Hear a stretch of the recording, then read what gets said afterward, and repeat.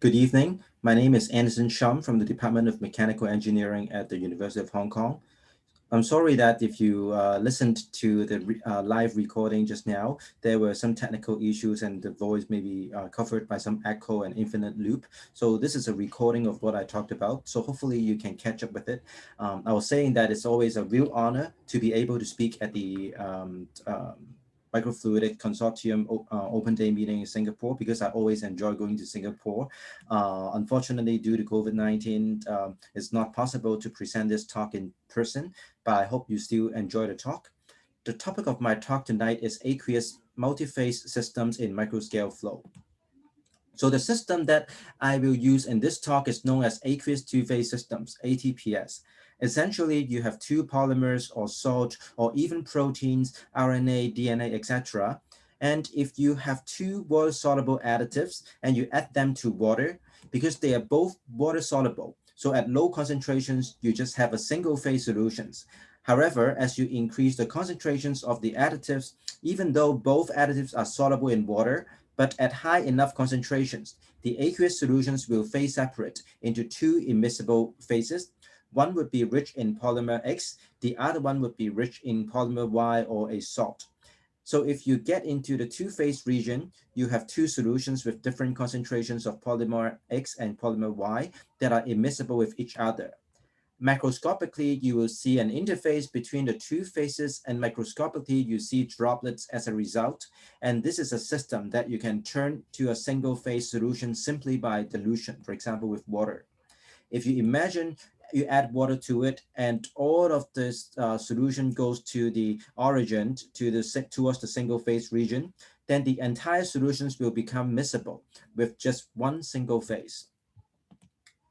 The interfaces that are formed by these aqueous phases also have their properties that can differ from the more common interfaces between oil and water.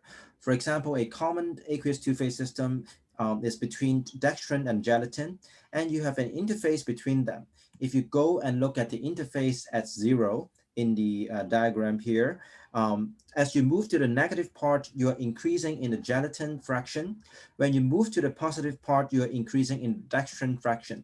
Therefore, there's a concentration gradient, and at the background, you have water as a solvent, and therefore, the interfacial tension of this system, not surprisingly, will decrease as you reduce the mass fraction of the polymers, because you are gradually going from the two-phase region to the single phase region, and when you are at the single phase region, you don't have an interface, and therefore, by definition, there the interfacial tension will be 0.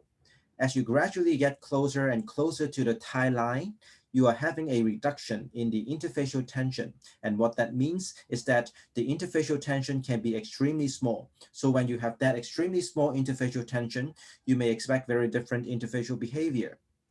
When the interfacial tension is very low, for example, less than 10 micronewton per meter, you can just form a jet, and the jet doesn't break up. And various research groups have demonstrated that you can see all kinds of corrugations. For example, even the noises from the syringe pumps will generate corrugations in the tubing that feed the fluids into the microfluidic device. And this is sufficient to cause corrugations in the jet. Electrical perturbations will also cause corrugations, but very difficult to break these jets up into droplets, making it very difficult to apply this for typical droplet microfluidic applications. In fact, even something as minute as sound can generate perturbations. For example, I have a water-in-water jet here with a very low interfacial tension, and when we play the music to the tube, capillary device, you clearly see that the interface becomes corrugated according to the music. The amplitude of the corrugations will change with the volume of the sound and the pitch of the sound. In fact, some artists and just highlight the passive nature of the interface to the very low interfacial tension, but we still have to think of ways to break up these tensions.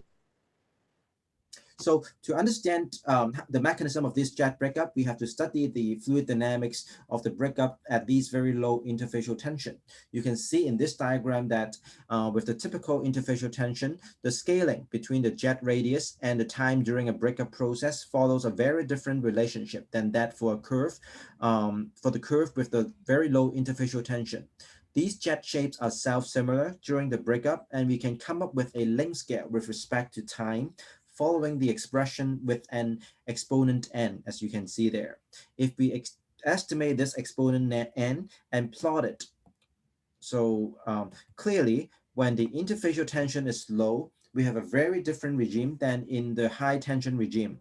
It turns out that in this very low interfacial tension regime, the breakup of the jet is driven by diffusion rather than the more common hydrodynamic dominated process. And this is somewhat understandable. We have two immiscible aqueous phases, and so water can diffuse across them, and small additives can also diffuse across the interface. With that understanding and also some experiments, our group and also many other groups have tried to demonstrate jet breakup by introducing perturbations. For example, we try to vibrate the tubing to trigger larger corrugations, and then with sufficient surface tension, the corrugated jet can break up into drops uniformly. A group from the Netherlands incorporated piezoelectric devices to cause similar breakup. Professor Scott Seid's group at Ryerson in Toronto, Canada, have also varied the pressure that drives the fluid to cause the breakup, or also program the pressure profile to break up the jet. Besides different interfacial properties, ATPS can also have very different phase properties. For example, you can trigger the aqueous phase to undergo phase separation from homogeneous single phase to two or more immiscible phases. This kind of phase separation processes are very well known in biological cells and cytoplasms. Professor Cliff Brangwint from Princeton University and Professor Tony Hyman from Max Planck in Germany initially introduced lots of these very interesting liquid-like behavior during the development of germ cells in C. elegans, and also very active liquid-like behavior of the nucleoli in Xenopus frogs. Since then, there have been an explosion of investigations trying to understand the role of these so-called membranous organelles, or sometimes known as liquid organelles in cells. Our system essentially share a lot of common features. We can introduce aqueous phase separations in our synthetic droplets as well. For example, what we've done before was to put two additives into the droplet phase, and then we can use osmosis to trigger the droplet to phase separate again. We can get smaller droplets within our emulsions and then achieve double emulsions. And recently we have also shown that we could control the concentrations of, for example, PEG and salt in a droplet, and sequentially go from single emulsions all the way to quadruple emulsion droplets. I will talk more about that in the next few slides. And other groups have also demonstrated that you could introduce aqueous phase separations in these droplets to achieve different structures, such as the Janus structures with different sizes of the fluorescent part, as you can see in figure E here. So the idea is that you can first generate a drop that is immiscible with the continuous phase, but because water can still diffuse across the interface, and so the interface behaves like a semi-permeable membrane, and as water is extracted from droplets, the concentrations of the additives in the droplet increases, and that can drive another step of phase separation, and this additional step of phase separation can lead to formation of one more layer, and if you repeat that 2, 3, 4 times, you get 2, 3, 4 more layers. This is a video showing a drop in a microchannel. As water is extracted from the droplet, you can see that phase separation happens layer by layer, and each time you have a phase separation step, the number of layers of the droplet increases by 1, as you can see in this video. So if we start from point A here in the phase diagram, as we extract water by osmosis, the concentrations of the PEG and salt increases to point B, which is in a two-phase region. Therefore, the solution phase separate into two immiscible aqueous phases with concentrations of C and D respectively. The volume ratio of the two phases can be determined by the length of the tie line. The inner droplet in this case would have a concentration corresponding to D, while the shell phase will have a concentration corresponding to C. As we continue to extract water out osmotically from D. Phase separations happens again, and we can form one more layer. This process continues as we continue to impose an osmotic difference and extract water from the droplet. Then you can have one more step of phase separations. You can get one more layer, and in doing so, eventually, by repeating the process, you can get 4 layers in this experiment that I'm showing. In this manner, we can form a multi-layered droplets. So you can see this diagram that guides the evolution of the droplet concentrations from A to B to C to D, all the way to K, where we get the quadruple emulsions. And these are the, so in this case, this is a demonstration of the quadruple emulsions, the experimental evolution of the example that I just showed. So you can get initially a single droplet to a double, triple, and quadruple droplets. Okay, so this essentially demonstrates that with phase separations, we can conveniently control the inner structures of aqueous droplets. Another important question is whether we can combine the phase separation process with the hydrodynamic breakup process. We demonstrate that with a thin film of one aqueous phase added on top of another immiscible aqueous phase, as the aqueous droplets spread on the thin layer and become thinner and thinner, transfer of water out of the thin film can induce phase separation and lead to formation of tiny droplets with very well controlled sizes. To make more sophisticated droplet structure, we can also first induce a phase separation step, and then after that, we can induce breakup of the, so this is the step where we induce phase separations, and after that, you can induce breakup of the thin film into smaller droplets, so that each of the subsequent droplets are multiple droplets with innermost droplets previously formed by phase separations. And with this approach, we can achieve hierarchical droplets with sophisticated structures. Besides the bare interfaces and bulk solution phases, we can also add things to the ATPS. For example, in collaborations with Professor Thomas Knowles' group from Cambridge University, we added a protein, a lysozyme. We investigate monomers, oligomers, and all the way to the lysozyme nanofibrils, and we try to add each of these to stabilize the aqueous droplets in aqueous solutions. And you can see that if we make these emulsions by shaking the aqueous phases vigorously through homogenization and allow them to coalesce, only those in the presence of the nanofibrils will remain small in size, while all the others increase in size because of coalescence. This suggests that only the nanofibrils are able to stabilize these aqueous emulsion, even though all of these consist of lysozyme as the basic building blocks. To understand this, we added to the nanofibrils to a fluorescent dye that should stick to the nanofibrils, and with a concentration as low as 0.025 weight percent of the nanofibrils, we are able to stabilize the aqueous droplets. And if we do not add the nanofibrils, the dye actually would prefer the droplet phase, as you can see in this figure B. Therefore, you can see that really almost all fibrils go to the interface rather than stay inside the drop, or they go to the continuous phase. And if you do a cryo-SEM examination on the surface of the droplet, you can indeed see the surface of these droplets are packed with all these nanofibrils. We repeated a lot of these experiments systematically by varying the concentrations of the PEG and the dextrin that form the aqueous phases. And we saw that for all of these different points that you can see in this diagram, only the droplets in the gray region are stable. And these are the stable dextrin droplets in PEG solutions. And if we move to the right, we don't have any stable droplets. If we move towards the origin, we don't have any stable droplets. Remember, I told you that as we move from the origin outwards, the interfacial tension will increase.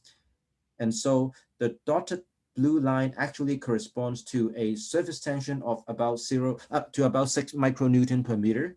If we have an interfacial tension lower than that, we are not able to stabilize the droplets. We try to do some calculations to see the 6 micronewton per meter multiplied by the total surface areas of all the droplets. And that actually turns out to be roughly around KT, the thermal fluctuations. Above this surface tension, the nanofibrils adsorb to the interface with an absorption energy higher than thermal fluctuations and will not be easily knocked away from the interface. So that may explain why the droplets remain stable. Another boundary line is this red dotted line. As we move from the left to the right of this red dotted line, we will form dextran in PEG droplets rather than PEG in dextran droplets. Since the nanofibrils tend to go to the PEG phase more, if the fibrils enter the interface from inside the packed droplets, it will be less effective in stabilizing the droplets because they are stabilizing from within rather than from the outside of the droplet. So when we're going from the outside, the nanofibrils will be like a layer of cushion against coalescence with the neighboring droplets, but when they are inside, they cannot have the same effect. Another interesting thing that we notice is that we can go to this region, the region that used to be in the white part of the figure, um, because the surface tension there should be too low and the thermal fluctuation should be able to knock the nanofibril out, making them ineffective for stabilizing.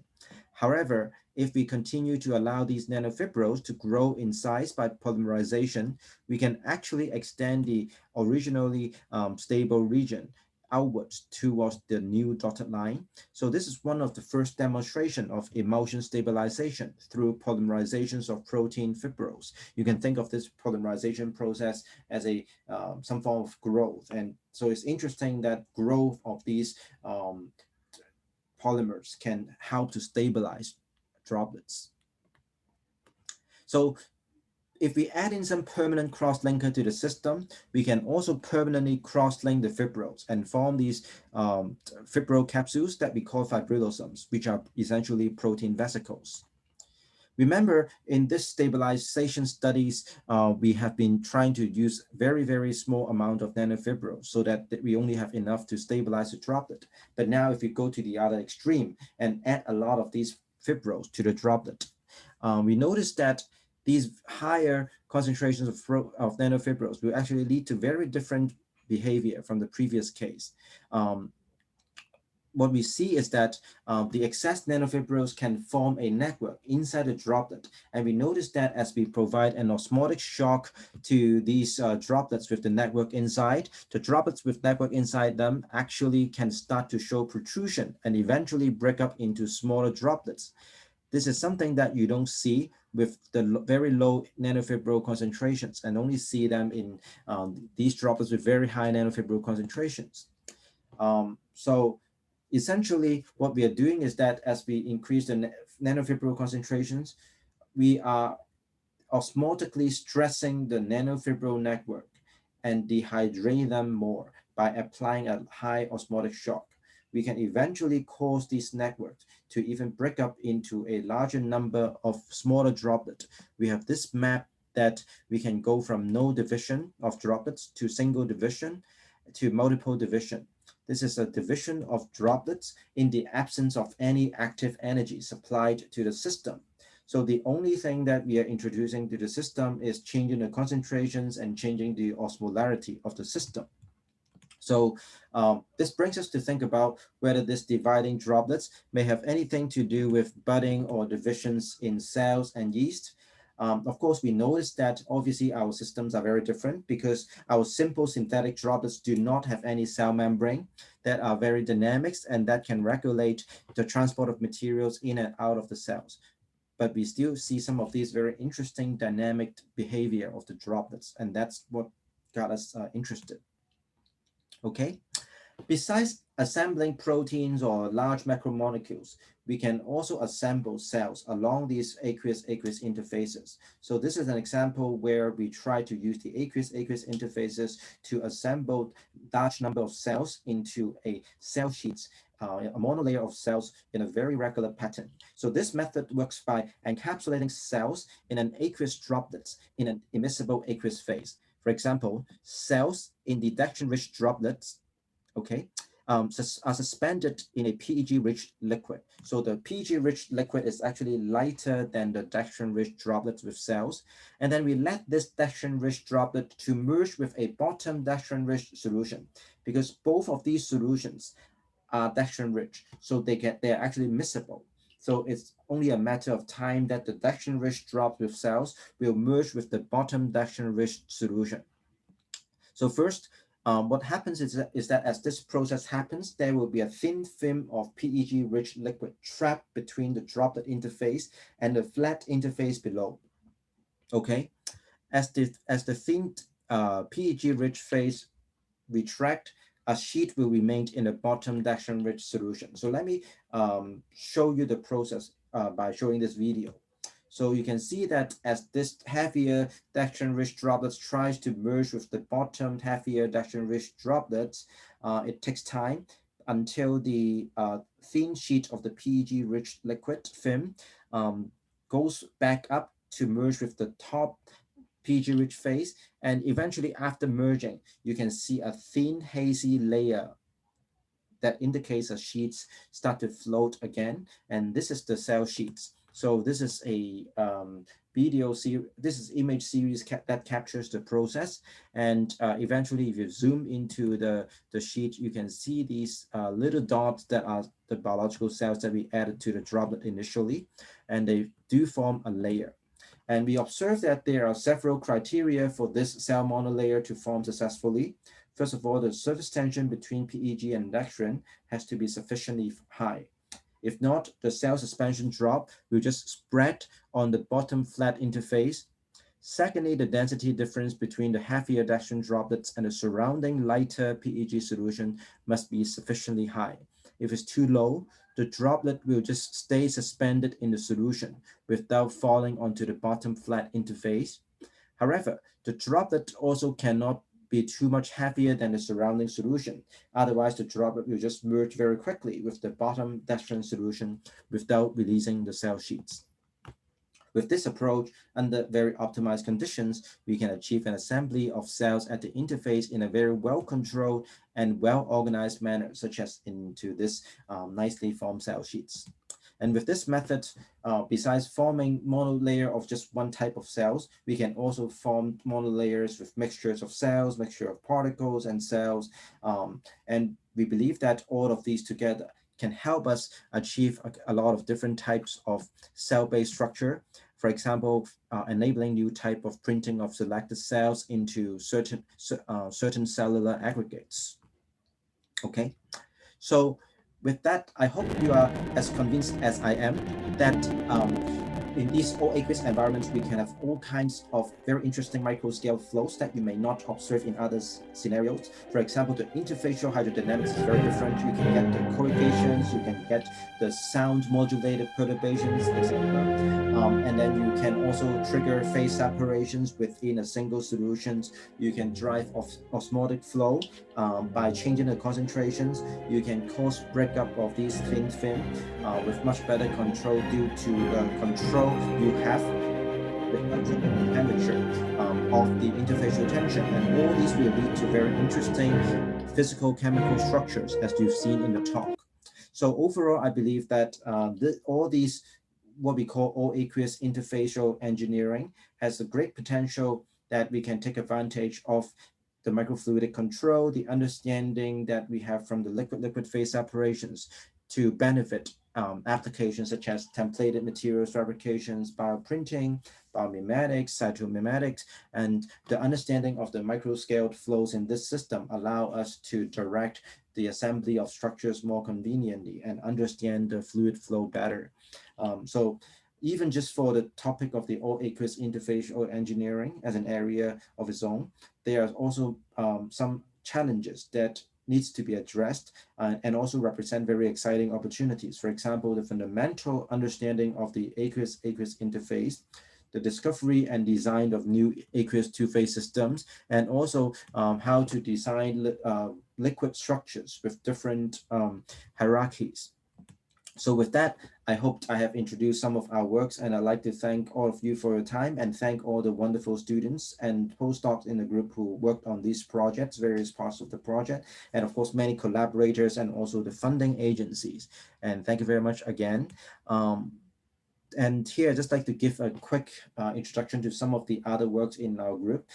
So besides these all aqueous system, we also work on electromicrofluidics, biomicrofluidics, for example, to study the interesting interfacial phenomena driven by electrically charged microscale flow. And we also use the microfluidic system to do things like clinical studies and high throughput screening, biotechnologies, etc. So if you're interested in some of the topics in the talk or some of these other topics, please feel free to contact me at my email here, ashum@hku.hk, or visit our group webpage. And with that, I like to also say again that it was a pity that you cannot talk with me during the talk because of the technical issue, but I hope this recording will help communicate some of the works that we have done. And if you have any questions, please feel free to contact me. And thank you very much.